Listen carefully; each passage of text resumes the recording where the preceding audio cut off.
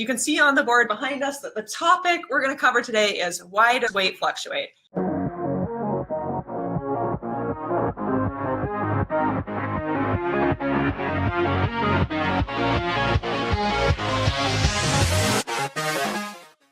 So let's dive right in. What causes weight fluctuation? And the first thing I want to cover is increased carb intake. This is a really big one. So cool. Yeah, there are a couple things that happen physiologically when you see a drastic increase in carbs. And this is useful for you guys to know because a lot of you folks have refeed days. Yep. And it might not be the best idea to weigh yourself after a refeed day. Right. Most of the time, people will see an increase in their weight after eating a lot of carbohydrates. And the reason is, first, because when you increase your carbohydrate intake, odds are that you're going to store some of those carbs in the form of glycogen. Ooh, what's that? So that's the stored form. It's a science word. It's a stored form of carbohydrate. Yeah, you can store this around in your liver, your muscle, and then when you're running low on sugar, your body can dig into those reserves and get more energy from them, right? So if you get this abundance of carbs, then your body's like, great, I have this storage stuff I can use for later. It always wants to do that when it can. And usually on a refeed day, you're getting a boost in calories. You're also getting that jump up in carbs. So you're going to store a lot of those carbs. You're not just going to burn right through them unless you're in a deficit that day. But usually when you're doing a refeed day, you're closer to your maintenance or above for that particular day. Where do you store glycogen? Like, what is that? Yeah, so like I was saying, mostly you're going to store it in your liver and your muscle. And you can store like a day's worth of energy. When you cut carbohydrates and do intermittent fasting, so you're not taking in any calories and you're not taking in any carbs, obviously, because you're not taking in calories, it can take a day or two to burn through these stores. So they're pretty substantial, especially what you can store with your muscle. So you can only access the muscle glycogen when you're working out, when you're using it during activity, but your liver stores are available for you anytime your blood sugar drops low. You don't need to be moving and working out to access that like you do from your muscle. So you can get that increase in blood sugar just from delving into what you have in your liver. And traditionally we say that a gram of glycogen, so glycogen, like Katie mentioned, is the storage form of carbohydrate. Basically what it looks like is, we've all heard of glucose, right? Glucose is a simple carbohydrate. So what your body does is just grabs a glucose molecule, grabs one, and then puts another one right next to it, and then just builds like this really long chain of glucose molecules all consecutively linked together. So when your body, when it comes time to, whether you're training and we're talking about muscle glycogen or liver glycogen on non-activity or non-exertional times, your body just starts breaking them down, takes one of those glucose molecules and it's like, okay, let's use this one. And then little by little, it starts dumping it into your bloodstream so it can kind of go into the cells that require the energy. And then the reason why we say that this is usually causes some weight fluctuation is because we say that 1 gram of glycogen is usually associated with 3 grams of water. So if you say that, if you go do intermittent fasting, or even if you fast for an entire day, you will notice some weight loss, right? But we always say that that's water weight. Well, part of the reason is because your body is starting to use up that glycogen, so it's not holding that water anymore. Now it's able to release it. So what you're actually losing is water weight and also some glycogen weight.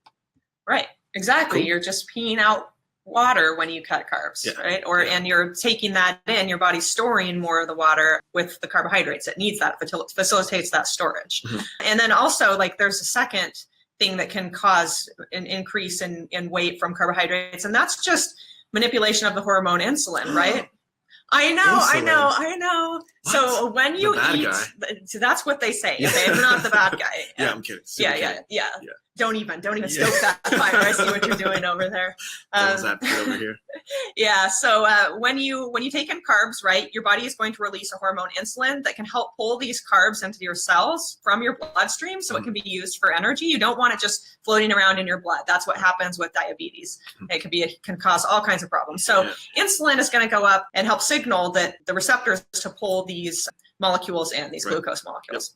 Okay, but insulin also has other side effects. One of those being that it helps control the fluid balance in your body. So if insulin levels rise, as you would if all of a sudden you ate a rich carbohydrate meal that you're not used to, what you're going to see is more retention of salt. That's going to cause your kidneys to kick out less sodium. And so you're going to retain more water that way. That's going to show up on the scale as extra body weight. So this is a nice segue right into changes in sodium balance. That's the next thing that can cause water retention. obviously there's diffusion, there's osmosis, and if you have a lot of salt in your body, fluid will follow. And our kidneys do a really good job usually of regulating sodium levels, because it's really important for everything to run properly in your body that electrolyte levels in your blood remain constant, and in your cells, like there's a certain balance that has to be had.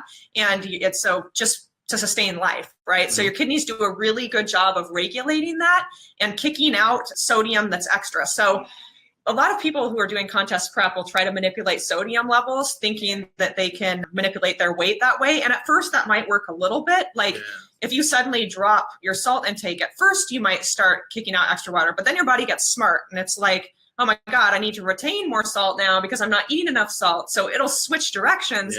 And actually that backfires on you and causes you to retain more salt, and then you'll retain more water as well. So that's called, that's Le Chatelier's principle, right? So basically your body likes to maintain a certain electrolyte balance. So if you try to restrict one of those electrolytes, and by electrolytes, you know, sodium, potassium, calcium, these are all electrolytes. Your body likes to maintain a certain balance of those because that's kind of the ratio required to sustain life, right?